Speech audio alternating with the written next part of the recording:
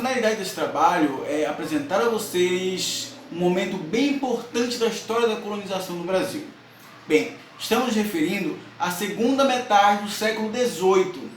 Aí você me pergunta, mas professor, o que aconteceu de tão importante nesse período da história? Bem, esse período é o momento em que a coroa portuguesa, por meio de uma política direcionada aos povos indígenas, cria uma legislação específica chamada de diretório, onde suas principais atribuições estavam atreladas a uma rearticulação sobre as formas de trabalho, a partir da mão de obra indígena, na região conhecida como Grão-Pará e Maranhão.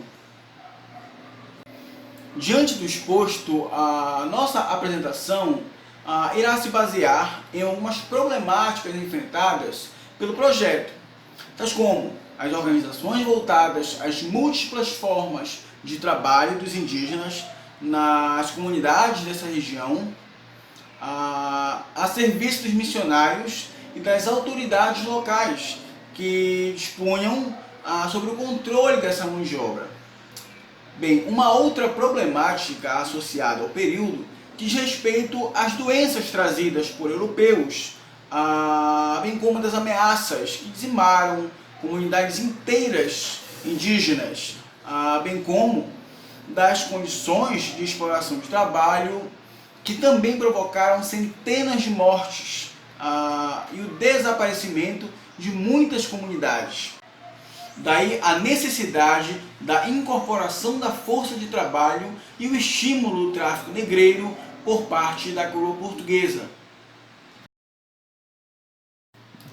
Dando continuidade e colocando as questões das fugas indígenas, das epidemias e do trabalho indígena no período colonial, podemos verificar que mesmo com uma legislação específica para os indígenas, que é o diretório, e tendo nessas legislações as funções e as obrigações que por eles eram desempenhados, muitos indígenas fugiam dos trabalhos quando eram convocados ou quando sabiam que seriam destinados para aquele local, e não aceitavam pacificamente o trabalho imposto pelos colonizadores e pela igreja.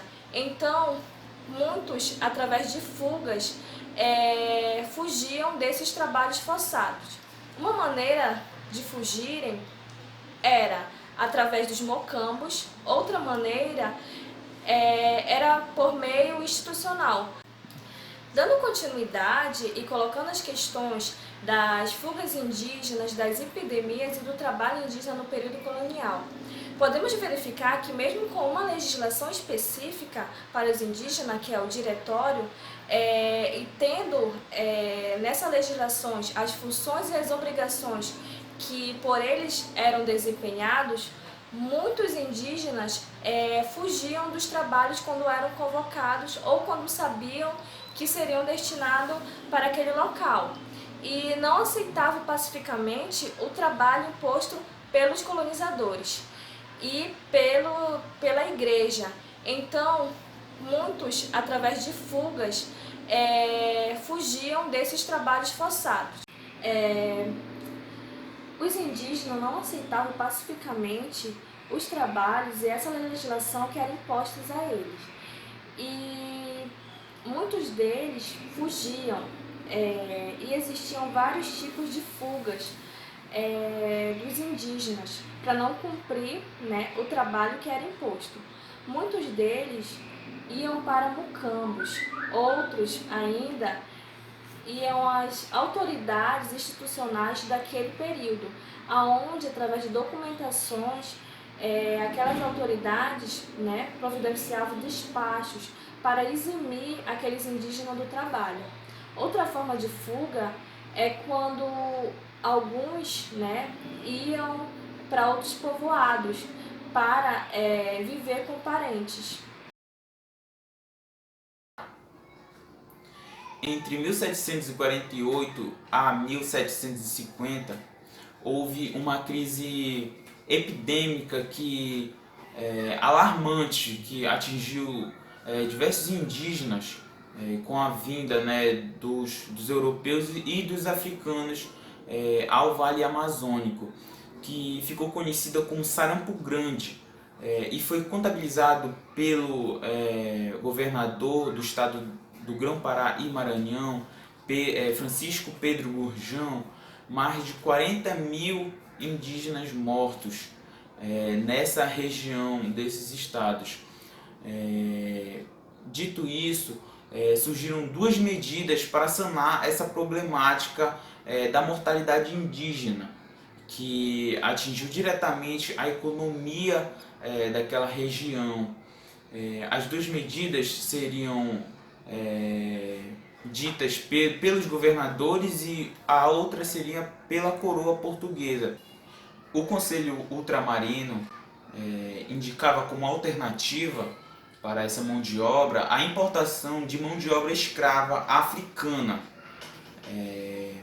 E os governadores, principalmente Francisco Pedro Gurjão, que era o governador do estado do Grão-Pará e Maranhão, argumentava que, tendo em vista a crise econômica vivenciada pelo Vale Amazônico e essa região, ele argumentava que não teria recursos financeiros para suprir essa mão de obra escrava e dispunha como alternativa as missões de resgates a mocambos e quilombos, para onde os índios fugitivos se destinavam, o que seria mais viável economicamente, pois eles iam reaproveitar a mão de obra indígena que fugiam para esses mocambos e quilombos.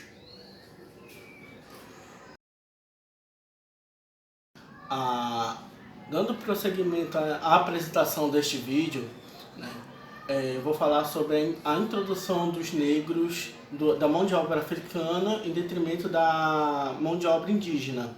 Tá? A tentativa do governo português em introduzir o comércio de escravos africanos na capitania do Grão-Pará e Maranhão se deu a partir do século XVII, tá? Por meio de isenções tributárias, o qual procurava introduzir uma mão de obra alternativa por meio de redução de impostos. Tá? Esse comércio de escravos africanos dentro do Vale Amazônico se estabeleceu em 3 períodos. O primeiro período vai de 1680 a 1755, o qual era monopolizado por mercadores privados, né? E o segundo período é de 1756 a 1777, que foi introduzido na capitania do Grão-Pará e Maranhão a companhia de comércio nesta capitania. Bom, e o terceiro e último período vai de 1748 a 1846, quando houve o último registro de embarcação de navio negreiro, né, neste território. Esses escravos vinham de diversas localidades da África, dentre eles a Guiné-Bissau. Quando esses escravos africanos chegavam no Vale Amazônico, mais especificamente em Belém, o número era em quantidade insuficiente para a grande quantidade de moradores desta região. No entanto, para evitar tumultos na hora da compra de um escravo, eram mandados soldados para resguardar a segurança da população. Bem, pessoal, desse modo, o objetivo do nosso vídeo é justamente trabalhar a importância, né, do diretório, apontar para as relações de trabalho de mão de obra indígena, né, nas comunidades, os impactos epidemiológicos causados por essa relação entre europeus e indígenas, bem como da necessidade do tráfico negreiro pela incorporação da mão de obra escrava em função da deficiência de mão de obra indígena.